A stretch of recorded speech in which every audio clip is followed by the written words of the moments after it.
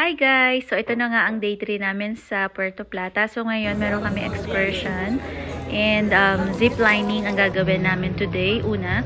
So nag-fill up muna kami ng waiver form and then ito nakasuot na nga kami ng vest and helmet. So ready na kami. And ayan, so nakapila na tayo.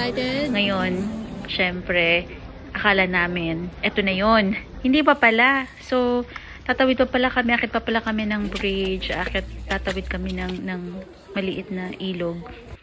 Tapos, ay, Diyos ko day, mahabang lakarin pala siya. So, hindi namin, kumbaga, in-expect. Pero maganda ang view, o, tinan mo.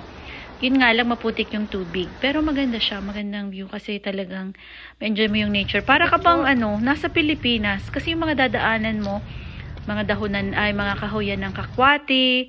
Tapos, maganda naman siya ang view, talagang hiking. Ito yung simula ng hiking namin. Ito unang stop kasi ang taas yung nilakad namin, yung mga inakyat.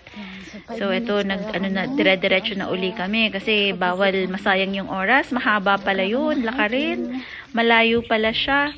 So ayan, tingnan mo naman ang tataas. So para siyang sa Blue Mountain, di ba? Ilan lang yung medyo patag pero mostly talagang paakyat. Kaya talagang pagod na pagod. Kita mo naman yan. Nagtanggal na nga ako ng helmet kasi sobrang pawisan. Kaya ayan ang taas-taas. Diyos ko.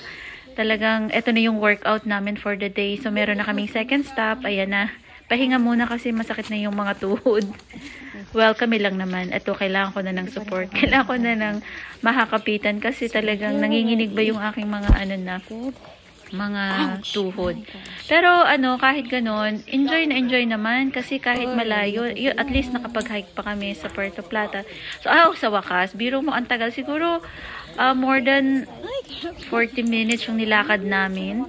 So, ito na, suot na kami ng harness. Ready na, ito na talaga yun. Ito na yung pagsi-zipline na namin. So, isa-isa muna kami. At ang una nga na pupunta si Nicole yan. Medyo siya, excited siya. Kaya siya muna yung mauna. Tapos ayan na po, nagre-ready na. So, enjoy naman siya. Kasi siya, talagang gusto niya to, zip lining. So ngayon, ayan na, pupunta na siya. Go Nicole, ayan na. Sorry po at medyo ang boses ko ay malakas. Pero ako lang yung may phone kasi ako nga lang yung matigas ng ulo. So, ayan. Pero may kasama kaming photographer. Siya yung kumukuha ng picture. Ayan, next na si Sally. Naku, super nervous niyan. Talaga naman. Ayan, ito mo. Tawa na tuloy si Bunso. So, yun. Okay naman daw, sabi niya ang unang pag-zipline niya. Go, bebe! Tapos ito na si Bunso. Siya na susunod. Ayan. Medyo excited din siya. Kaya enjoy din siya sa ziplining. Kaya nakakatuwa naman kasi alam mo yun yung bonding niya during hiking. So nakakatuwa, masaya siya. Eto na, si Rodel na po ang susunod. So, di ba guys, lahat sila merong videos ng kanilang ziplining. Ako lang ang wala. Kasi nga, ako yung may hawak ng phone, hindi ko naman pwedeng ipasa kasi dala ko yung aking parang belt bag na maliit. So yan. Ito na yung pangalawang ziplining. So mabilis na ang turnover kasi medyo alam na nila kung ano in-expect at ito si Sally hindi na siya takot. So sunod-sunod na siya. And maganda kasi pag tumingin ka sa baba, makikita mo yung may mga maliliit kasing na may ilog. Kaya nakakatuwa. So si Nicole na ang sunod. Si Bunso pala to. Sorry. Si Nicole yung nauna and then ito si Kirsten. So yan, diba? Pangalawa pa lang yan sa aming i-zipline. And then ito na si Rodel ang sunod. Mabilis na ang turnover kasi parang excited na sila makarating dun sa end ng ziplining para nga makapunta dun sa falls. So yan, bumaba kami para sa susunod na i-zipline. So, habang nakapila, yan, picture muna. So, kami yung medyo pahuli. Kaya, kakatuwa kasi ang gandang experience. Adventure. So, yan. Ako, madami na nga po siyang kagat ng lamok dyan at yung bugs. Kaya kamot ng kamot si Nicole. So, yan na. Sunod na AC. Bunso.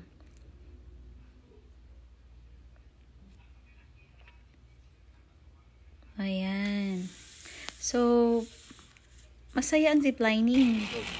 Si Sally na sunod, hindi na siya. Parang okay na. Kayang-kaya ko na to. Diba? Naano na din siya sa pag-zipline. Kumbaga, nakabisado niya na. So, enjoy na siya habang nag-zipline. Nakakatingin na siya sa baba. Nakikita na nila. Tinitingnan na nila yung view. Yung pang-apat na zipline, hindi ko na nakunan kasi nga medyo matarik yung aming inakyatan. Tapos yung hagdan, malalaki yung gap. So natakot ako na baka mahulog yung phone ko kasi nga pinagbawal magdala ng phone. So hindi ko na siya kinuhanan. So ito na yung last ziplining namin. Ako na yung umuna na mag-zipline para makuhanan ko sila lahat. Yung pagdating. Ito yan, si Bunso yan.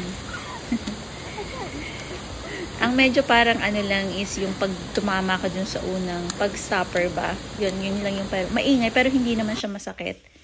So, nakakatuwa kasi talagang super enjoy kami. Sulit yung binayad namin. And then kahit nga itong si Sally na matatakotin, o diba? Enjoy na enjoy din siya. At ang susunod nga po ay si Nicole. Ito na siya, paparating na. Umiikot-ikot pa siya. Ayan na. Muntik na naman siyang bumalik.